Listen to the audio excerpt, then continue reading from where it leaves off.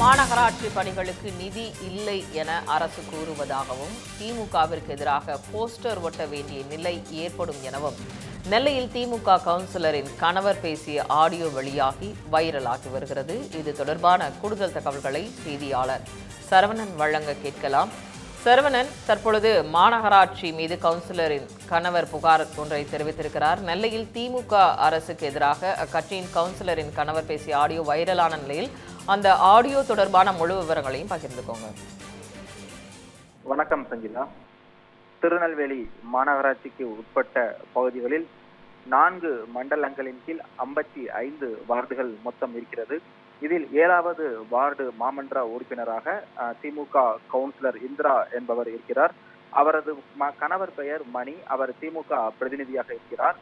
தனது 7வது வார்டு பகுதியில் சுமார் 4500க்கும் மேற்பட்ட குடும்பங்கள் வசிப்பதாகவும் அந்த பகுதியில் பள்ளி மற்றும் கல்லூரிக்கு சென்று வரவும் பொதுமக்கள் சென்று வரவும் கிட்டத்தட்ட 3 ஆண்டுகளுக்கு மேலாக தொடர்ச்சியாக ஒவ்வொரு மாமன்ற கூட்டத்திலும் தங்கள் தரப்பில் இருந்து ஒரு கோரிக்கை மனு அளிக்கப்பட்டதாகவும் அந்த கோரிக்கை மனுவில் கடந்த 3 ஆண்டுகளாக தங்கள் பகுதிகளுக்கு ஒரு கல்வெட்டு பாலம் ஒன்று தேவைப்படுவதாக தொடர்ச்சியாக வலியுறுத்தி வருகிறார்கள்.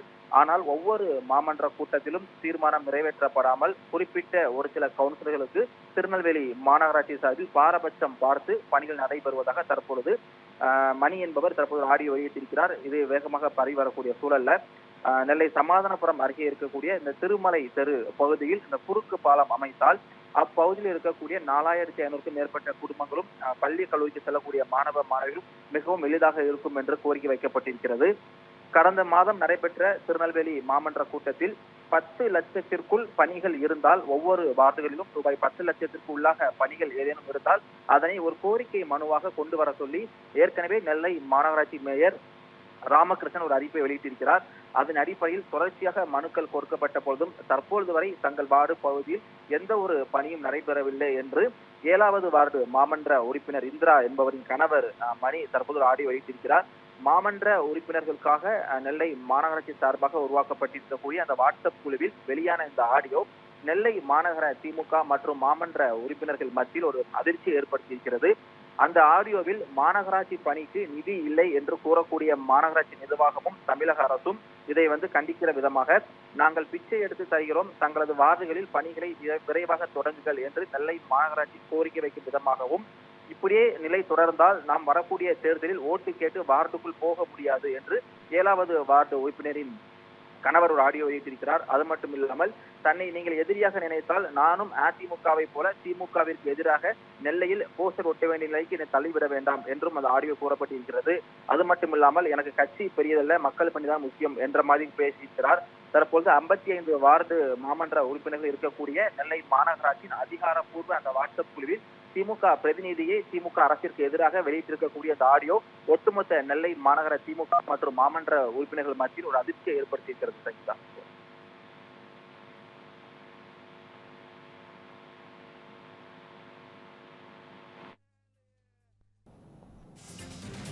சரவணன், முழு விவரங்களையும் பகிர்ந்தமைக்கு நன்றி சரவணன்.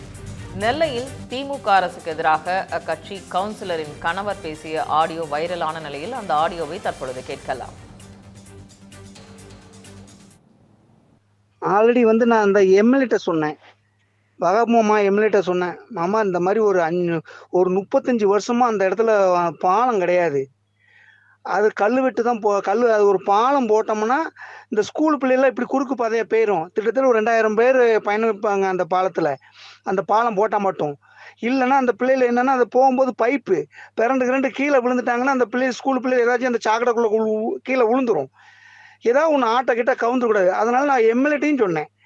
எம்எல்ஏ அதேமாரி நீ மாநகராட்சியில் கொடுப்பா சொல்லுப்பான்னு சொல்லி அவரும் அதை ரெடி பண்ண தான் சொன்னார். ஆனால் நீங்கள் என்னென்னா அதுக்கு கையெழுத்து கூட போட முடியாது அப்படிங்கீங்க. கேட்டால் கமிஷனர் கையெழுத்து போட மாட்டேங்காங்க. சாதாரண ஒரு 6 லட்சம் ரூபா கல் வெட்டு மேற்னா நான் உங்களை தான் நம்புதோம், கமிஷனரை நம்பலை. நீங்கள் தான் அதை எடுத்து சொல்லணும். நீங்கள் உடனே கொண்டு 10 லட்ச ரூபாய்க்கு கொடுங்க. ஏன்னா அன்றைக்கி 10 லட்ச ரூபாய்க்கு நான் எழுதி கொடுத்தேன். உங்கள் கையில் தான் செவ்வாய்க்கிழமை மனுனாலும் நான் கொடுத்தேன். என்கிட்ட கொடு தம்பி, நீ அங்கெல்லாம் போகாது, பாளையங்கோட்டை மண்டலம்லாம் போகாது தம்பி, இங்கேயே கொடுத்துருவேன் நீங்கள். ஆனால் முடியாதுங்க. 2 வருஷத்துக்குள்ள ஒரு வாய்ஸ் டேங்கையும் ஒரு கல் வெட்டியும் பேருக்கு போட்டிருக்கீங்க. எப்படி இருக்கு சொல்லுங்க. கேட்டால் கமிஷனர் கையெழுத்து போட மாட்டாங்க, இந்த கல் வீட்டுக்கு கையெழுத்து போட மாட்டாங்க. ஏன்னா என் வார்டு தான் கையெழுத்து போட மாட்டாங்களா? இல்லை எனக்கு நேரமும் சரியில்லை. இல்லை கமிஷனர் ஃபுல்லாக நான் சண்டை போடணும், யாரும் என் நேரம் என்னமும் தெரியல. அதான் அந்த அம்மா பாவம் புதுசு, அந்த அம்மாவுக்கு என்ன தெரியும்? நீங்களா எடுத்து சொல்லணும். பையில கொண்டு வாங்க, நீங்கள் பையிலையும் எடுத்து கொடுத்தாச்சு.